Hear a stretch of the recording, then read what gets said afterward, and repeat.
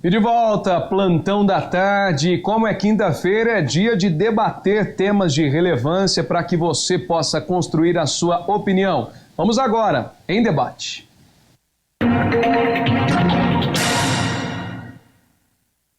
Bom, ressaltando todas as terças e quintas-feiras, nós temos o quadro Em Debate, temas de relevância apresentados com duas visões diferentes levantadas pelos nossos debatedores para que você possa construir a sua opinião. E hoje nós vamos abordar sobre o plano de governo apresentado pelos candidatos à prefeitura em período de campanha eleitoral e o não cumprimento durante o mandato. Além disso, vamos debater sobre a atenção dos eleitores com relação às promessas de campanha e se existem possibilidades reais de colocar em prática o que foi colocado no papel. Já em nosso cenário, o professor de Ciência Política e Gestão Pública, advogado e mestre em Administração Pública, Camilo Oliveira, obrigado pela presença, debatedor. E também o cientista social, professor de Sociologia, especialista em Filosofia Contemporânea e ex-secretário de Cultura, Hudson Luiz Vilas Boas. Obrigado pela presença, Hudson. Bom, para a gente começar a introdução, começando justamente com o nosso professor Hudson Vilas Boas. Boa tarde, Hudson. Boa tarde, Galo. Boa tarde, Camilo. Boa tarde aos telespectadores da TV Plan. Quando a gente fala, no plano de governo, a gente tem que ter em mente que alguém que se propõe, a se candidatar à prefeitura, seja de Poços de Caldas, seja de São Paulo, seja das nossas vizinhas aqui, Botelhos, Bandeira do Sul, seja de onde for, essa pessoa, ela, obviamente, ela tem que demonstrar ali um mínimo de conhecimento ali e um mínimo de discernimento sobre o que é administração pública e sobre o que são políticas públicas, e aí ela vai demonstrar ali esse conhecimento que ela tem construindo o plano de governo. A priori, esperamos sempre que o plano de governo seja realizado ali com a participação da sociedade também, ouvindo os setores da sociedade, e não algo que sai da cabeça de uma pessoa e simplesmente vai ali para o papel. O que causa muito espanto é que em pleno ano de 2020, nós ainda nos deparamos com planos de governo que nitidamente foram um rascunho ali feito às pressas para poder registrar na Justiça Eleitoral. Uma vez que a Justiça Eleitoral hoje em dia ela exige, nem sempre foi assim, mas já de algumas eleições para cá, para que o candidato ao cargo majoritário, ao cargo executivo, perdão, ele registre a sua candidatura e ele protocole ali junto com uma série de documentos também o plano de governo. E aí me parece, que alguns candidatos são pegos de surpresa para poder elaborar o plano de governo.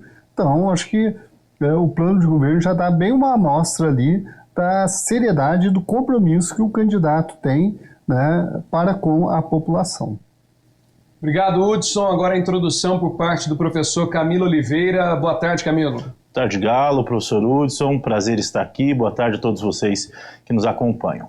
Bom, o plano de governo hoje, como disse o professor Hudson, ele é obrigatório a partir do momento do registro das candidaturas. E é um mecanismo importante, porque cria pelo menos uma dificuldade maior que nós, eleitores, sejamos enganados. Não impede totalmente, mas cria essa dificuldade. A partir do momento que o candidato ele tem que, previamente à eleição, expor quais são os principais pontos que ele tem a trazer caso seja eleito. Nós temos diversos planos de governos bem elaborados e outros mal elaborados. E o programa de governo ele tem que ser essa construção coletiva de determinado grupo político com a sociedade. E o que nós observamos, na maioria dos casos, são planos elaborados de forma deficitária, às pressas, sem trazer elementos importantes dos problemas da cidade, sem respeitar as peculiaridades. A impressão que dá que o candidato sai na internet pesquisando algumas coisas, copia e cola dentro daquilo e só muda o nome da cidade, em muitas das vezes, Então é importante que nós, eleitores, possamos, nesse momento que antecede a eleição, já agora no processo eleitoral, nós tenhamos tempo de estudar, de analisar, não só as propostas faladas, mas aquilo que está escrito. E a partir do momento que está escrito, registrado, é um compromisso. Então nós podemos observar nesses planos um compromisso daqueles que se dispõem a serem candidatos com a sociedade. E essa construção coletiva, que não há ou existe em poucos casos, ela torna os planos ruins, deficitários, sem participação da sociedade, portanto, sem respeitar as peculiaridades, sem respeitar as necessidades da população. Isso ocorre, sobretudo, porque as candidaturas elas são de última hora. Infelizmente, os grupos políticos se articulam, e esse ano ainda mais por conta da pandemia, de última hora, então não constroem ao longo dos anos uma ideia de política pública, um planejamento de contas públicas, um planejamento de programa governamental para, nesse momento, apresentar à sociedade. Portanto, nós temos lá propostas muito genéricas, valorização da cultura, do esporte e do lazer, melhoria do atendimento da saúde, isso é muito pouco. Então nós temos que observar. Embora o plano sejam diretrizes, ele realmente não vai especificar tudo aquilo que será feito em termos de políticas públicas, mas ele tem que ter conteúdo, né? E não conteúdo genérico. Ele tem que ter um conteúdo que realmente especifique quais são as propostas, quais são a visão daqueles candidatos para os problemas da sociedade. Bom, só reforçando o que nossos debatedores já disseram, todos os candidatos a cargos do Executivo, eles precisam registrar um plano de governo com as principais ideias e propostas para administrar a cidade, né? E muito mais que uma utilidade, a apresentação do plano de governo tem caráter obrigatório, está na lista de documentos que o candidato precisa enviar ao Tribunal Superior Eleitoral, assim como a prestação de contas da campanha. O candidato que não apresentar o seu plano de governo não é habilitado a participar da eleição. Essa obrigatoriedade foi incluída em 2009 na Lei 9.504 de 1997, que regula as eleições. Mas o candidato eleito ele não é obrigado a cumprir as promessas nem a implementar o programa que informou no plano de governo. Então, voltando agora sim com o nosso debate, já é essa realmente a pergunta, Hudson, que eu já deixo. Muito embora exista o plano de governo, o candidato não tem a obrigação de cumprir todas as diretrizes que ele informou à população num período eleitoral. Aí nós já entramos então numa situação, né? Como os planos de governo eles já foram registrados, né, estão no site do Tribunal Superior Eleitoral, é bom, né, que os cidadãos eles olhem esses planos de governo, né, e deem uma lida nesses planos de governo. É claro que a gente sabe que o que eu estou falando aqui é no mundo ideal, né, onde todos teriam tempo para poder se dedicar também às questões da comunidade. No mundo que nós vivemos, nem todos podem, mas muitos podem ainda, né? E hoje em dia, com a internet, isso acaba facilitando. Como eu disse, entra no site do TSE, você vai entrar lá e vai, né, através de uma pesquisa lá muito rápida lá, da seção dos links, você vai encontrar os planos de governo de todos os candidatos, né, a prefeito. E aí é bom a pessoa olhar. Por quê? Porque muitos planos de governo vêm com propostas mirabolantes, né? Propostas ali que são irrealizáveis. Você olha, você taca o olho ali, você sabe que não vai conseguir cumprir aquilo. Daí, o cidadão ele já pode começar a filtrar. Olha, essa pessoa aqui, ela está propondo algo que é irrealizável, está muito fora da nossa realidade, está muito fora do momento que nós estamos passando. Talvez num outro momento isso pudesse ser viável, mas agora, nesse momento, não é viável. Então, vamos olhar, vamos analisar qual plano de governo, né? Ou quais planos de governo, e depois pode escolher ali entre 1, 2, 3, 4 candidatos, aí não tem problema, né? Que for da sua preferência partidária, enfim, uma série de questões, né? Não é só o plano de governo que define o voto, mas olhando ali o plano de governo e vendo quem realmente tratou com seriedade e traz propostas que são execuíveis ao longo dos próximos 4 anos, né? Porque senão fica muito naquela, né?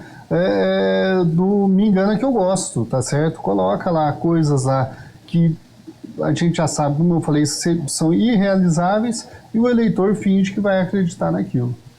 Professor Camilo, o senhor citou essa questão de muitas condições, muitas propostas, né, que são propostas genéricas, né, onde o candidato ele não cita com especificidades como tratar a situação propriamente dita. É claro, ele também não é obrigado a colocar de alguma forma específica, mas a população e os eleitores, de uma forma geral, devem observar isso, né? Como executar, como ela se torna execuível, como foi dito pelo nosso professor Hudson, a partir de que este ato que ele coloca no plano de governo poderá ser executado? Galo, é claro que, embora não seja obrigatório, né, que o plano seja cumprido da forma que ele foi colocado previamente, nesse momento dos registros de candidatura, mas esse plano se torna um compromisso público, é um dado público, é um dado que o candidato coloca como sendo as suas prioridades caso seja eleito. Então é um compromisso. Então, por isso que ele reveste de uma importância maior. Porque a partir do momento que ele coloca de forma pública, de forma registrada, e que nós, eleitores, temos acesso a esses documentos, isso demonstra que aqueles são os pensamentos que aquele candidato tem. O que significa que, minimamente, alguns pontos que foram compromissados nesse documento, eles vão ser colocados em prática no eventual governo. Caso ele não coloque nada daquilo em prática, nós fomos realmente enganados e o plano que foi apresentado, o compromisso que foi feito anteriormente, ele não valeu de nada, né? Então é necessário sim que esse plano de governo seja apresentado dessa forma e que ele tenha esse caráter de compromisso para que o eleitor saiba em quem ele está votando. Como eu disse anteriormente, muito além daquilo que é falado, o que está escrito, ele está ali para guardar ao longo do tempo para que nós possamos depois cobrar. É óbvio que o cenário, a partir do momento que o candidato assume efetivamente o posto como prefeito, é diferente, né? Vão surgir outros problemas, vão surgir divergências em relação aos apontamentos e aos dados do município, vão surgir uma série de situações que podem impedir o cumprimento do plano como ele está sendo colocado.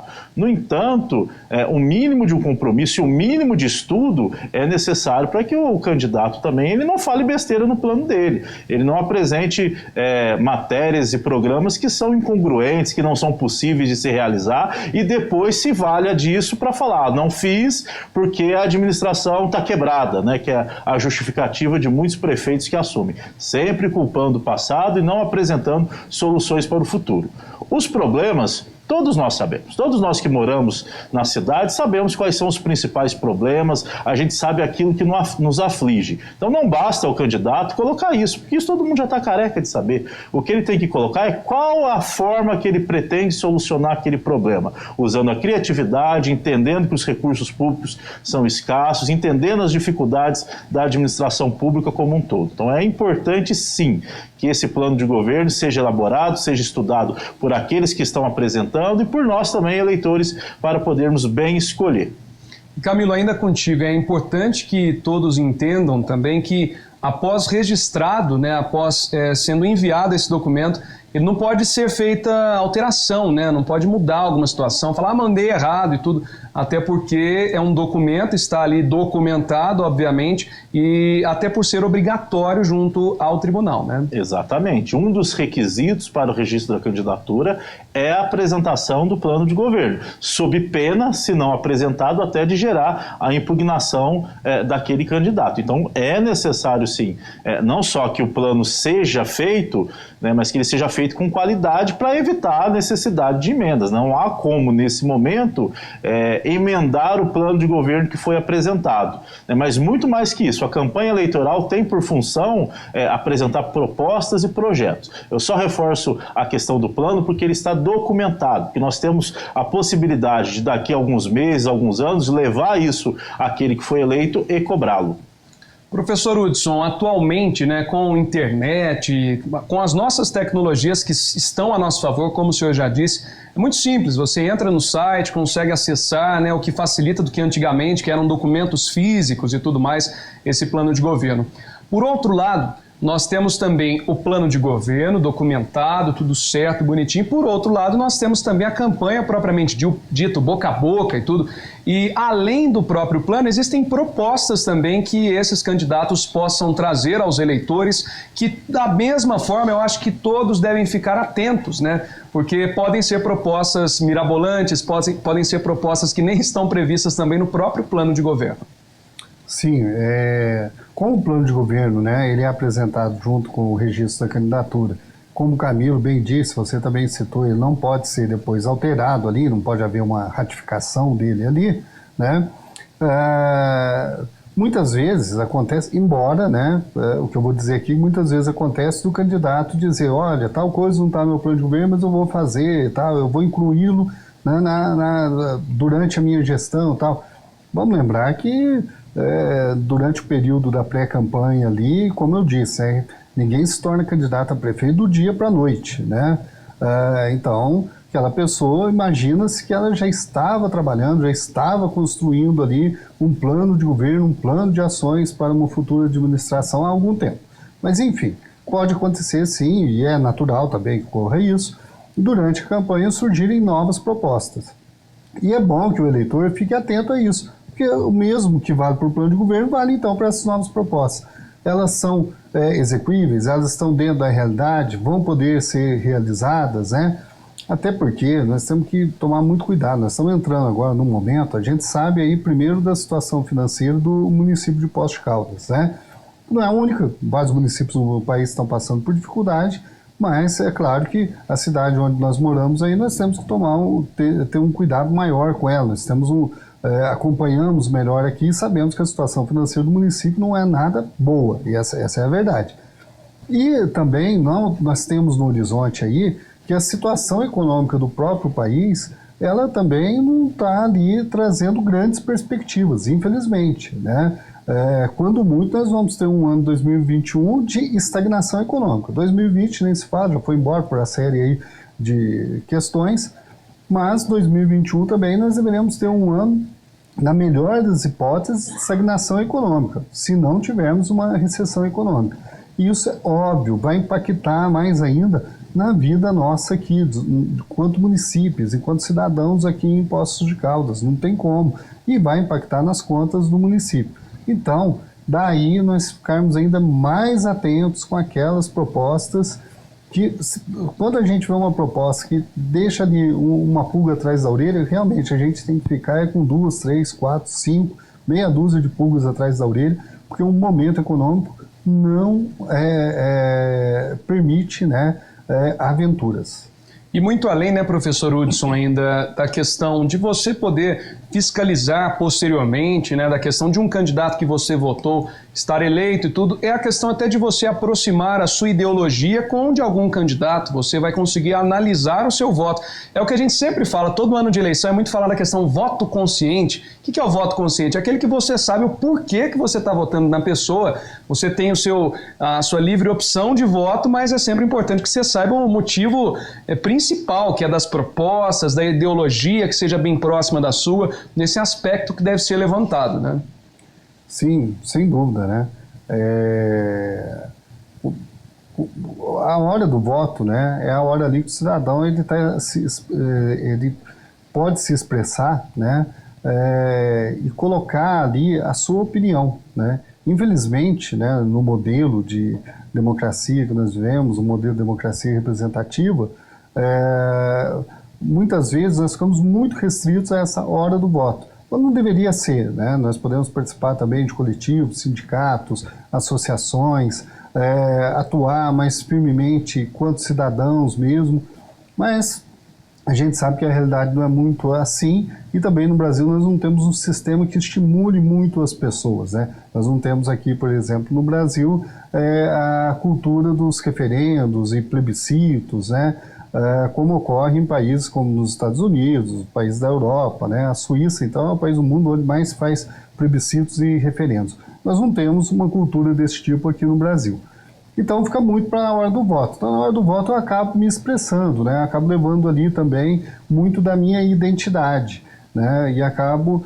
Agora, isso é bacana, né? Isso não é o problema, né? O problema é quando eu estou votando já interessado ali em uma troca, né, em algo em benefício próprio, né, quando eu vou votar já pensando, olha, eu voto em tal candidato porque ele me prometeu tal coisa pontualmente, que é para mim, ou que é para minha família, e que não vai ser algo ali que vai ser para o coletivo, né, como um todo.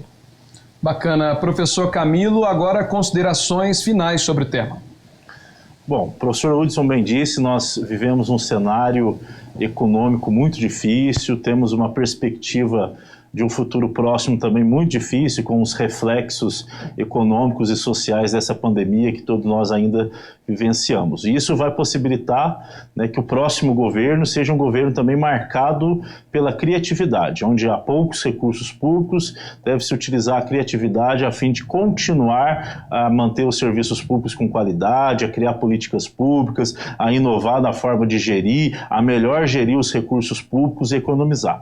Poços de Caldas não é diferente. Nós vivemos uma crise financeira, sobretudo na administração municipal. Isso foi encoberto por conta do Covid, ou seja, o assunto da pandemia ele ficou mais relevante. Nós acabamos esquecendo de voltar à discussão em relação à dificuldade financeira do município, aos fornecedores que não recebem há meses, a utilização ilegal de fundos para razões distintas, né, a utilização quase que toda da arrecadação do município para pagamento de folha e para pagamento de insumos, ou seja, sem quase nenhum investimento. Então, tudo isso tem que ser observado agora também no momento da eleição. E os planos de governo nos auxiliam a isso, né? São os compromissos públicos dos candidatos que buscam, né, através da criatividade, utilizando poucos recursos, solucionar todos esses problemas que eu estou falando. Então, nesse momento, pré-eleições, né, faltando aí pouco tempo para as eleições municipais, é muito importante fazer a avaliação, né, e avaliar além daquilo que é colocado apenas no que é falado, mas também através desses planos de governo. E muito importante, quando a gente fala em voto consciente, não é o voto que é fundamentado no comentário da rede social ou que ele é fundamentado nos grupos de WhatsApp. O voto consciente é aquele que parte de uma reflexão crítica daquilo que é colocado, nem concordando com tudo e também nem discordando com tudo que é posto, não analisando apenas o nome dos partidos, a legenda, mas analisando a integridade daquele candidato e aquilo que ele efetivamente tende a apresentar para a população. Professor Hudson, considerações finais? Nesse momento de polarização, né, muitas vezes a gente acaba ali falando assim, olha, vou votar em fulano porque ele representa o anti-tal coisa, ou eu vou votar em ciclano porque ele representa o anti-outra coisa, né? Quando, na realidade, o mundo concreto, o mundo onde nós vivemos, ele é muito mais complexo do que isso, né? Então, daí a importância, sim, de olhar os planos de governo, de olhar o passado dos candidatos, de olhar, né, como que é a postura deles política, né? Porque todo mundo vai ter uma postura política nessa vida, né?